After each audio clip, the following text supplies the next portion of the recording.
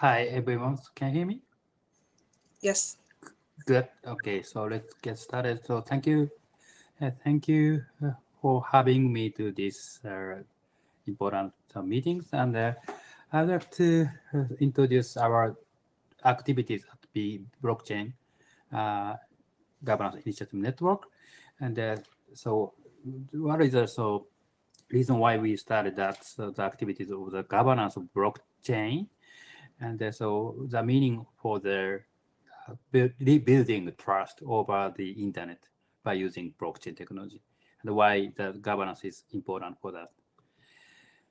And this is my brief introduction. I'm a cryptographer so over 25 years, and so I am a co-founder of the bsec.network and BGIN, and I'm doing a lot of work and for the standardization at TC07 of ISO. I'm a member of OECD Blockchain Expert Policy Advisory Board. And this is my declaration that I have no Bitcoin and any cryptocurrencies for academic neutrality, and I have no position on the exchange rate to fiat currency, cryptocurrency. Anyway, so COVID-19 implies a social distance native society. So we are having this kind of meeting so by using Zoom or so this kind of tools. And so in the physical world, we need social distance at any time still. And so there are many international travel ban happened. And so even the immigration is not allowed in many cases. And global collaboration is too essential to overcome this hard time. And so many social activities are now going to the cyberspace. So all other businesses, personal process should be done in cyberspace at this moment. For example, Zoom conference or Zoom drinking party or social event over this kind of online tools. And of course, the many business processes, including contract, its execution, are moving to the cyber world, and so in ordinary cases, for the election was as a consensus process are conducted by physical world, and but currently, so we need to process that kind of things by using in the internet, so by physically distributed files. So we need to think about how we process the many things in the cyberspace. And the internet provided many things. For example, this is a global network to eliminate a single point of failure, and the end-to-end data transmission, which allowed permissionless innovation, and the encryption and authentication provide a security and privacy enhancement of data transmission. So this is a huge success of the internet.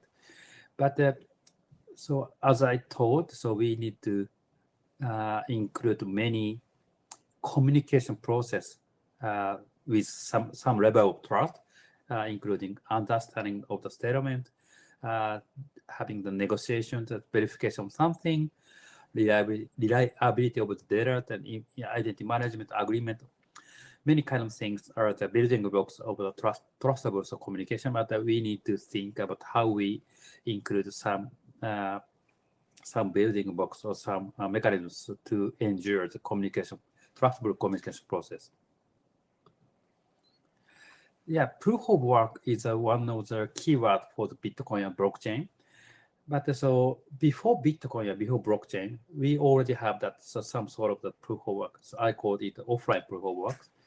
And when we do some business process among stakeholders, we need to have before that. So we need to have some trust among the stakeholders, and to have that kind of trust. So we do a lot of things to have a meeting, to have party of something, and with waste of the electricity or CO2 by traveling everywhere. So I think that we can think that this is an offline proof of work to have trust among the stakeholders, and that the Bitcoin and blockchain changes that structure to online or to the to the computation. So when we pay some kind of money, so by using blockchain or Bitcoin, the transaction is conducted over cyberspace. And instead of the holding meeting or party, so computational behavioral ledger like the Bitcoin blockchain or something can play a similar kind of role. So to have that trust, some level of trust among stakeholders. So instead of that, so consuming that much electricity or CO2 or travel or something, international travel or something, a huge waste of electricity or CO2 happened so by online proof of work. But anyway, so this is a huge change of structure from offline proof of work to online proof of work. So main question at this moment is, can we expand the use cases from payment to the other types of application over cyberspace and make them sustainable? Yeah, so Bitcoin was invented in 2008. Before that, so there are 5 different types of building blocks. This is a history for the invention of the blockchain. So we had a history of the modern cryptography, the many activities on the privacy against the government, and the data cache, and the game theory is another types of the building blocks, and of course the internet and the P2P network is the essential building blocks towards the Bitcoin blockchain in terms of decentralization. And here I would like to revisit that what Satoshi proposed in his or in their paper. That this is the 2 sentences which explain that what Bitcoin is. So Bitcoin is a payment system without the need for the trusted third party. And of course that the other sentence that Bitcoin is a solution to the double spending problem with using peer-to-peer distributed timestamping server. So this is what Satoshi proposed in the paper of the Bitcoin. And the important thing is so it eliminates the need for the process of third party for the payment. And so after Bitcoin, the creator of financial system are changed. So before Bitcoin, regulators and bankers or person in the financial institute are the creators of the financial systems. But after the Bitcoin, that scientists or engineers are the part of that creator of the financial system. So this is also fruit of the permissionless innovation. You know that the internet it enabled that many kinds of the permissionless innovation by using the global trustable communication system, and it empowers all ages to create a new innovation and ecosystem, and it increases the number of potential innovators and the solution to the innovation dilemma. So this is what the internet provides for us for the long years. And of course, the internet is a great example of permissionless innovation. So before the internet, we have a military influence of captain system in Japan for the multimedia communications. But after the internet, by using the routing system of BGP of many decentralized architecture, enable us to create a layer of technology to produce many innovations by edge. This unbundled unbundling of the technology or building blocks facilitate producing new services, business, and economy from grassroots. And the blockchain enabled the similar kind of things to the financial system or other applications. But here, that needed important things is again that this is a without trusted party, and so there are many good things coming from the blockchain technology, but from my sense, from my point of view, that so avoiding single point of failure in the human communication over the internet, or so conducting business process over the internet in the cyberspace as a main fruit coming from the blockchain technologies. So you know that in the many cases that so for the financial services or other services, the servers are the target of the cyber attack, and if there's some single point of failure, that cyber attacks destroyed many financial services or trusted activities. And this is also the problem of the business continuity. If some company provides essential services, but that company fails and disappears, our services are also past asset organized by that company disappears. And account ban for example, account ban by Facebook or platform produces the same problem. And I think that we need to update data trust over the internet.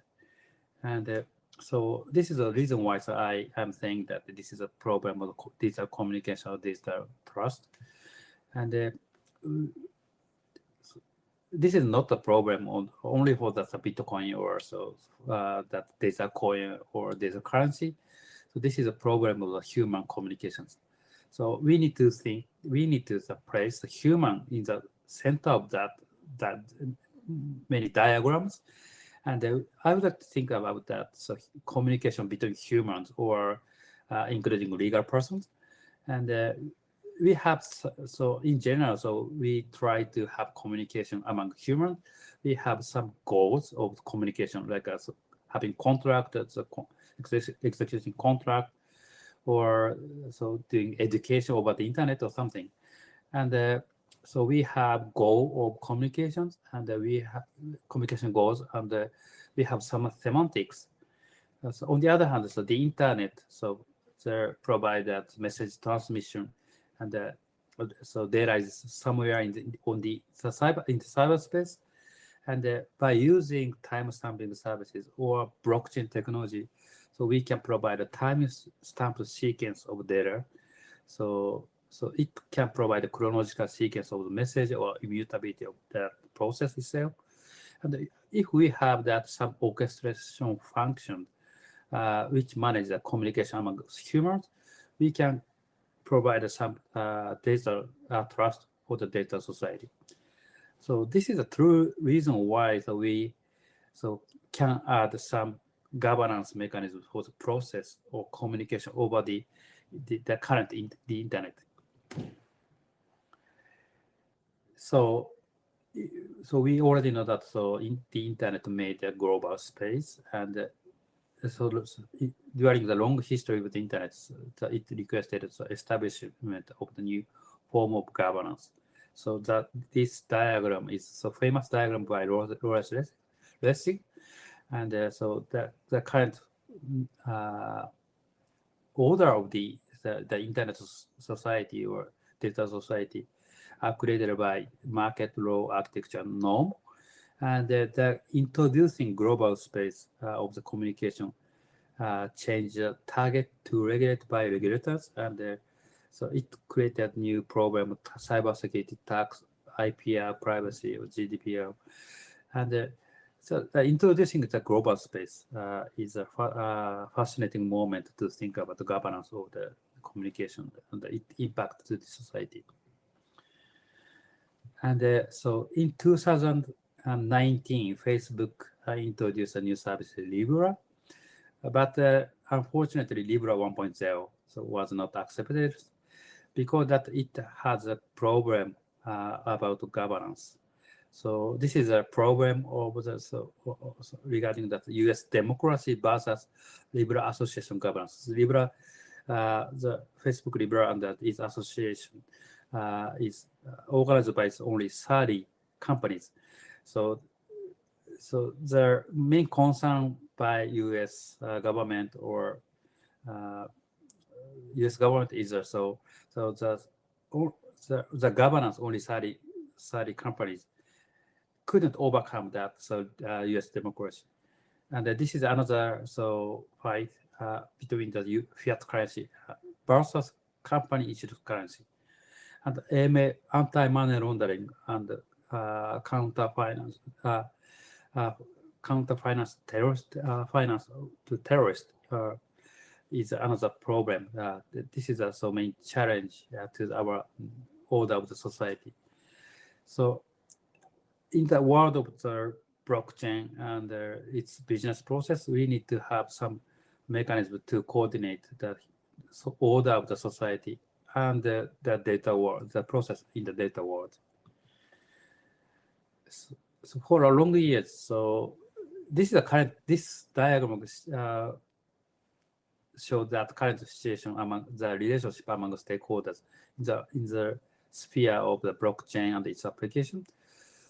The most of technology and the programming code are created by the open source engineers, and but the business entity like a cryptocurrency exchange or blockchain startups would like to start a business before maturing technology. So that these companies are backed by venture capitalists, that they need to make money so quickly.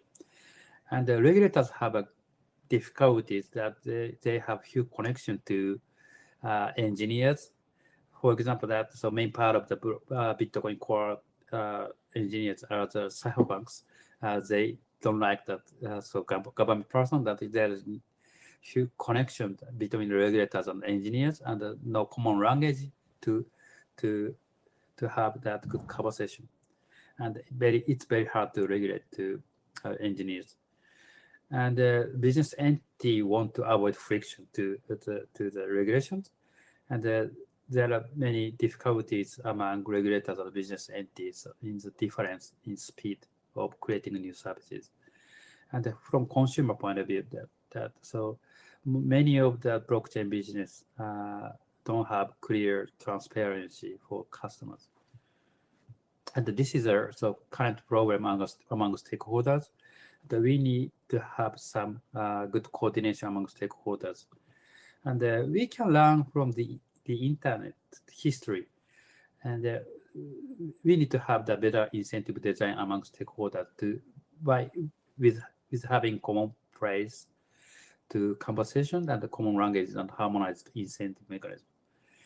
And we already started some standardization activity at ISO or IEEE, but to have some common understanding by multi-stakeholders, so we need to have lesson from the internet. So ISO, IEEE, can.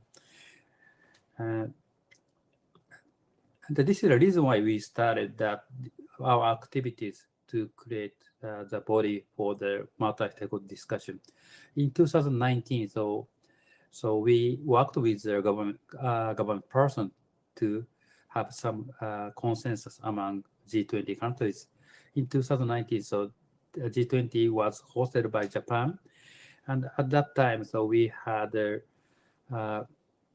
seminar at the G20 meetings. So by inviting all stakeholders. So Adam Back is CEO of the Roselyne, and he's an icon of the cypherpunks. You can see that this picture that Adam Back is the center of stage. This is intentionally JFSA and the G20 countries invited, so place him in the center stage. And 2 days before that G20 meeting, the FSB Financial Stability Board published one fascinating papers which underscore the importance of multi-stakeholder dialogue. As you already know, that introducing that kind of things, so for enforcing that government giving up some power to govern some for technology, but the G20 countries agreed to introduce this kind of process by welcoming that FSB report in the 30th paragraph of the G20 communique. And right after that, so we started the Blockchain Governance Initiative Network, BGIN. We pronounce it BGIN. This is an open and neutral sphere for the all stakeholders deepen common understanding and collaborate to solve the common issue. This is the same kind of things what we did for the internet by ISOC, ICANN, IEEE, IETF something, and the style of working is quite similar to IETF. So this is a so anyone can join that. This is open to all stakeholders. Anyone can contribute to BGIN, and we have the online discussion like this, and we hope to have in-person meetings in the near future, and we use it that rough consensus running code methodologies to produce a document on the technology specification, operational specification, or other documents. And this is a picture of the initial 23 initial contributor. We intentionally have the good diversity from background, hopefully the gender or location. And so you can see that the knee is here, the pin is here. And anyway, so we intentionally collect the 23 experts from diverse background. And we started our activities March last year to 2020, and we have 2 working groups to create document. The one is internal governance working group. This is a great challenge for us, how we create that truly multi-stakeholder governance for blockchain world. This is a huge challenge for us. And the other is identity key management privacy working group. This is a hot working group and quite important because that privacy protection is so basic right for the general person. But on the other hand, so with thinking AML, that government or regulators would like to trace transaction, and the key management is a center point of this problem. And thinking about the key management life cycle for the blockchain is essential topic from the technical point of view and from political point of view. So earlier of this event, so some discussion was held for the end-to-end encryption, but this is a similar kind of thing program for the key management. And the key management life cycle is quite different from the PKI. We need to create a good style of key management for blockchain. And we are holding. Sorry to interject, sir. Yeah. Yes, we are sorry. We are badly behind on time. There was just one question on the chat segment regarding why the internet was created to be a global space and not an international one. But in the interest of time and just being able to keep for the rest of the sessions that will already or have already been scheduled, I will request that you place your response in the comment section.